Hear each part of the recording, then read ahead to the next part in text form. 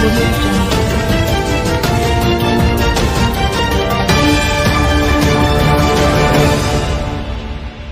Subscribe now and press the bell icon. Never miss an update. Ganga के मैदान का आखिर वर्गीकरण कैसे होगा, इसको देखने के साथ साथ हम गंगा नदी अगर टॉपिक आ जाए तो उसे लिखेंगे कैसे, यह देखेंगे। साथ में चंबल और यमुना उससे संबंधित महत्वपूर्ण सहायक नदियों को भी आज के इस वीडियो में देखने वाले हैं। चलते हैं, टॉपिक को बिगिन करते हैं, जो है गंगा का मैदान। पूरे इस गंगा के मैदान को 3 भागों में बांटा गया है। पहला है ऊपरी गंगा का मैदान, दूसरा है मध्य गंगा का मैदान और तीसरा है निम्न गंगा का मैदान।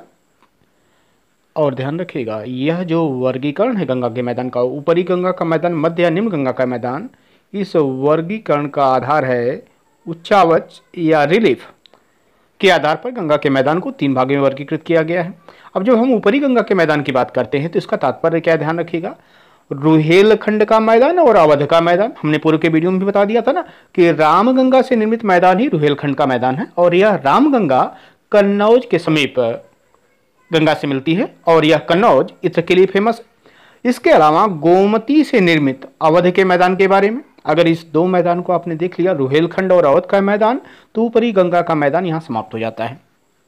अब उसके आगे हम मध्य गंगा के मैदान में आते हैं तो इसमें 2 पार्ट पड़ते हैं मध्य गंगा के मैदान में। एक तो पूर्वी उत्तर प्रदेश का मैदान और दूसरा बिहार का मैदान।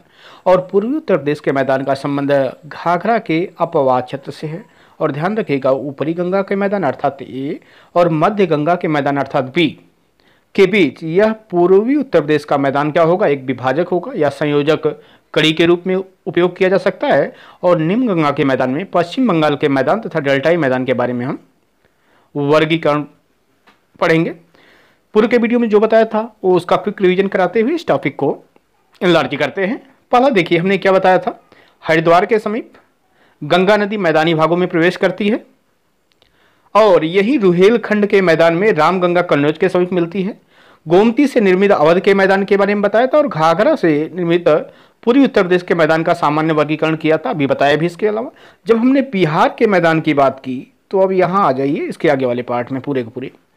अब घाघरा और गंडक के बीच आपको सारण का मैदान मिलेगा। गंडक से बूढ़ी गंडक के बीच में आएंगे तो बेतिया व मोतिहारी का मैदान मिलेगा। ठीक है, आगे बूढ़ी गंडक, बागमती और ये देख रहे हैं तो पूर्णिया का मैदान है।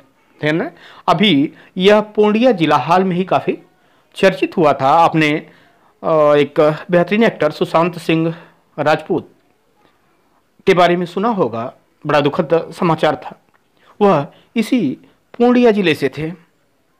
आगे हम चलते हैं, मिथिला के मैदान, आपको कोसी नदी दिख रही है तो यह मिथिला का मैदान। आगे अंत में यह महानंदा है, पश्चिम बंगाल तथा डेल्टाई मैदान में प्रवेश करती है और महानंदा गंगा के बाएं तट पर पश्चिम बंगाल के मैदान से होती हुई गंगा में आकर मिलने वाली अंतिम महत्वपूर्ण सहायक नदी है। अभी इतना तो मैं सामान्य वर्गीकरण इसके पहले भी बता दिया था। ठीक है, और दूसरा महत्वपूर्ण बताया था, यहाँ देखिए, यमुनोत्री से निकलने वाली यमुना नदी प्रयागराज में गंगा से मिल जाती है। और सोन से निर्मित मगध के मैदान का भी सामान्य वर्गीकरण हमने कर दिया था और बताया था यही गंगा नदी फरक्का के समीप 2 भागों में बढ़ जाती है। एक तो भागीरथी है और दूसरी जो इसकी महत्वपूर्ण सहायक नदी है वह हुगली है, और हुगली की महत्वपूर्ण सहायक नदी दामोदर है। इन सबका सामान्य वर्गीकरण आप देख चुके हैं। अब आ जाइए मेन टॉपिक पे कि अगर गंगा नदी आ जाए तो आप लिखेंगे कैसे। देखिए, बृहद हिमालय में, ग्रेटर हिमालय में जो मानाला दर्रा था, याद है, माना नीतिलीपु लेक, तो मानाला दर्रा के समीप ही कामेट से निकलती एक नदी जिसका नाम है विष्णु गंगा, और नीति पास से निकलने वाली धौली गंगा, ठीक है, विष्णु गंगा से मिलने के बाद अलकनंदा के नाम से प्रभावित होती है। पूर्व के वीडियो में आपको याद होगा हमने धोनी कोड दिया था, धौ से धौली गंगा, नीत से नीति पास। ठीक है, और तो यह क्या हुआ, विष्णु गंगा और धौली गंगा आपस में जब मिलती हैं, ठीक है, उसके बाद विष्णु गंगा से मिलने के बाद अलकनंदा के नाम से ये दोनों नदियां विष्णु गंगा और धौली गंगा मिल जाती हैं, तो यह अलकनंदा के नाम से प्रभावित होती है। आगे आइए, अलकनंदा से पिंडारी नदी कर्णप्रयाग में, कपी का कोड याद होगा, जबकि मंदाकिनी या काली गंगा रुद्रप्रयाग के पास आकर मिलती है। इसका सामान्य विवरण मैंने दे दिया है। जिन लोगों ने अगर वीडियो नहीं देखा है, पूर्व का वीडियो जाके जरूर देखें, यह लगेगा आप रिवीजन कर रहे हैं इस क्लास को। अभी देखिए हमने क्या बताया था, हनुमान गंगा और ऋषि गंगा के बारे में बताया था, और वो बताया थे यमुना की पर्वतीय सहायक नदियां हैं। अब यहां देखिए एक नई गंगा मिल गई आपको, काली गंगा। ठीक है, तो मंदाकिनी का ही दूसरा नाम क्या है, काली गंगा, रुद्रप्रयाग के पास आकर मिलती है। आगे चलिए अब इसके, भागीरथी नदी बृहद हिमालय में गंगोत्री हिमनद के गोमुख से निकलने के बाद लघु हिमालय को पार करती है, जहां भिलंगना टिहरी के पास भागीरथी नदी से मिलती है। आपको याद है भागीरथी और भिलंगना के संगम पर ही मैंने एक नदी का नाम बताया था, बांध बताया था, क्या था, भाभी, याद है, टिहरी जो बांध बना था भागीरथी और भिलंगना के संगम पे बना था, और यहां हमने कोड दिया था आपको भाभी, अर्थात भागीरथी और भिलंगना के मिलने पर ही टिहरी बांध का निर्माण है। चलिए, टिहरी के पास भागीरथी नदी पर एक बांध है, वह क्या है, कोटेश्वरम बांध है। यहां से लेकर के क्वेश्चन पूछा गया है, कोटेश्वरम बांध किस नदी पर है। इसके आगे देखिए इसके सामान्य विवरण को, भागीरथी एवं अलकनंदा देवप्रयाग के समीप मिलती है। इसका सामान्य विवरण आपको पहले भी दे चुका हूं। मिलने के बाद गंगा नदी कहलाती है। यह जो भागीरथी और अलकनंदा है कहाँ मिलती है, देवप्रयाग में। तो देवप्रयाग में जहाँ यह मिलती है उसके बाद ही वास्तव में गंगा नदी यह कहलाती है, उसके पहले गंगा नदी नहीं होती। गंगा नदी लघु शिवालिक हिमालय को पार करने के बाद हरिद्वार के समीप गंगा के मैदान में प्रवेश करती है, जहां रामगंगा कन्नौज के समीप रोहिलखंड के मैदान में मिलती है, जबकि यमुना नदी अवध के मैदान में मिलती है। यमुना गंगा की सबसे बड़ी सहायक नदी है, जो बृहद हिमालय के कहां से निकलती है, बंदरपुर से निकलती है।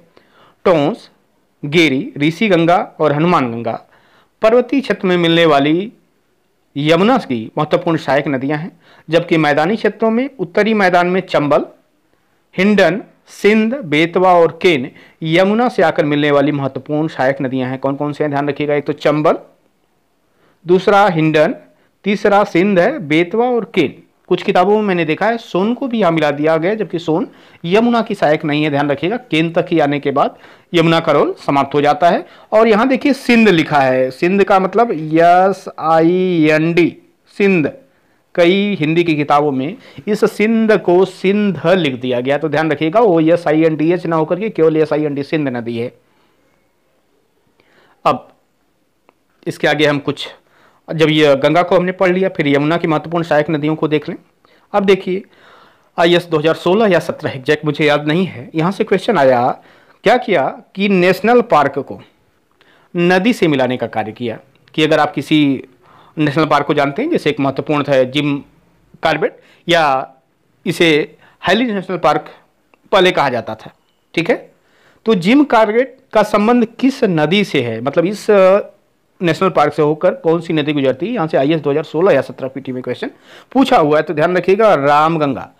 UPSC में एक नया ट्रेंड आजकल देखा जा रहा है कि अगर कोई महत्वपूर्ण क्षेत्र है तो उस महत्वपूर्ण क्षेत्र के बारे में नहीं पूछ रहा है, ठीक है। जैसे भीतरकनिका उड़ीसा में है, तो वह भीतरकनिका कहाँ है ये पूछ ही नहीं रहा है, वह पूछ रहा है भीतरकनिका से क्या कोई नदी गुजर रही है। इस तरह के क्वेश्चन यहाँ देखे जा रहे हैं। दूसरा, गोमती के तट पे आप लखनऊ को देख ही रहे होंगे, यह गाजीपुर में सिधौना एक जगह है, वहीं जाके गोमती नदी मिल जाती है यमुना से। अब आ जाइए दाएं तट पर। अब ये देखिए ये गोमती नदी कहाँ मिल गई, गाजीपुर में गंगा से मिल गई। अब देखिए ये क्या है, यमुना नदी है। यमुना नदी कहाँ मिल रही है, प्रयागराज में मिल रही है। अब यमुना की महत्वपूर्ण सहायक नदियों को एक बार आप देख लीजिए, यही है यमुना नदी। देखिए टोंस और जो हिंडन नदी है वो दिल्ली के समीप आके मिल जाती है इससे।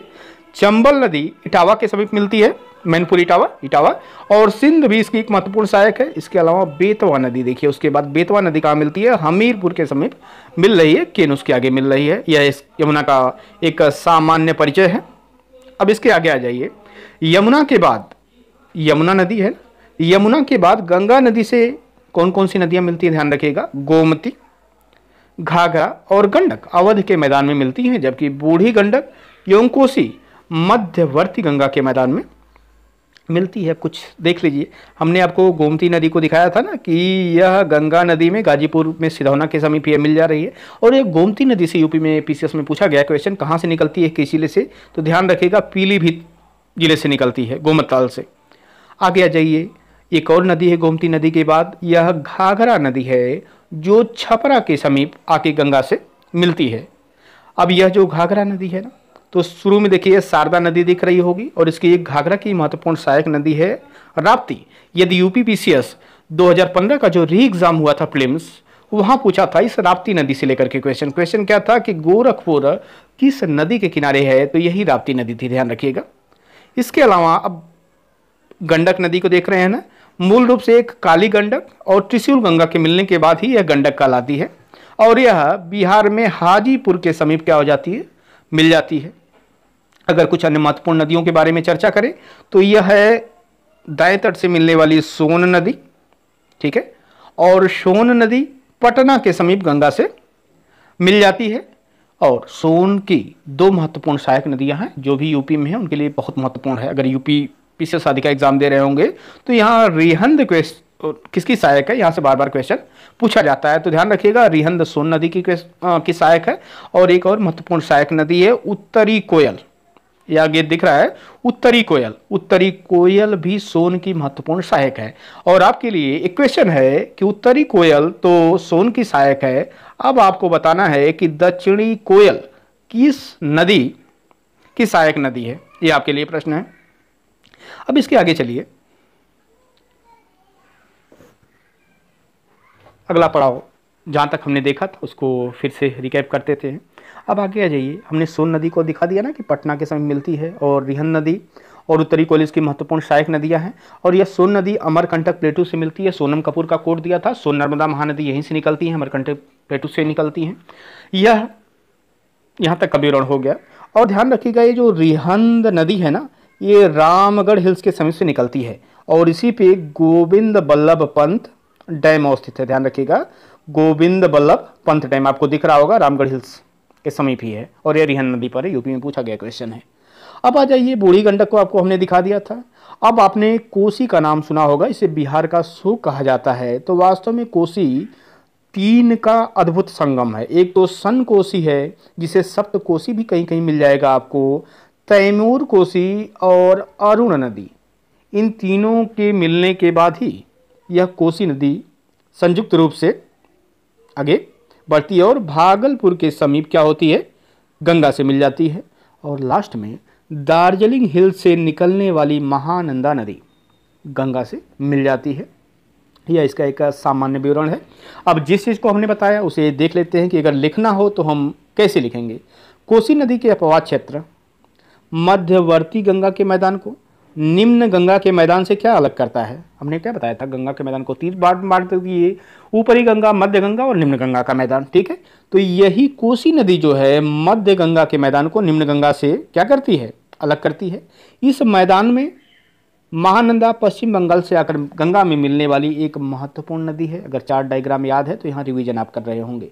दक्षिण से आने वाली नदियों में यमुना के अतिरिक्त सोन मगध के मैदान में गंगा नदी से आके मिल जाती है। और मगध का साम्राज्य आपको इतिहास में पढ़े होंगे, याद होगा, चंद्रगुप्त मौर्य का नाम सुने होंगे, तो यह मगध क्षेत्र से रिलेटेड थे। निम्नवर्ती गंगा के मैदान में फरक्का के समीप गंगा नदी 2 भागों में बढ़ जाती है, जिसकी पहली उपशाखा पश्चिम बंगाल में हुगली नदी के नाम से प्रभावित होती है और बंगाल की खाड़ी में गिर जाती है। अब इस हुगली नदी से लेकर के भी क्वेश्चन क्या है वो देखिए।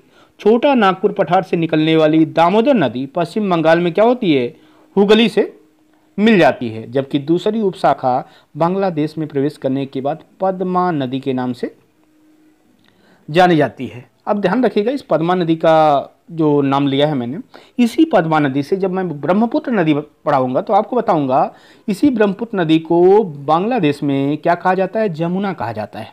और यह जमुना इसी पद्मा में आकर मिलके आगे संयुक्त रूप से मेघना के नाम से प्रभावित होगी। तो ध्यान रखिएगा इसी पद्मा में आके मिलेगी। अब यार ध्यान रखिए कि यह रामगंगा हो गया, गोमती हो गया, घाघरा हो गया, गंडक हो गया, कोसी हो गया, महानंदा, यहाँ तक का विवरण आपको दे दिया। यमुना और सोन का भी विवरण दे दिया।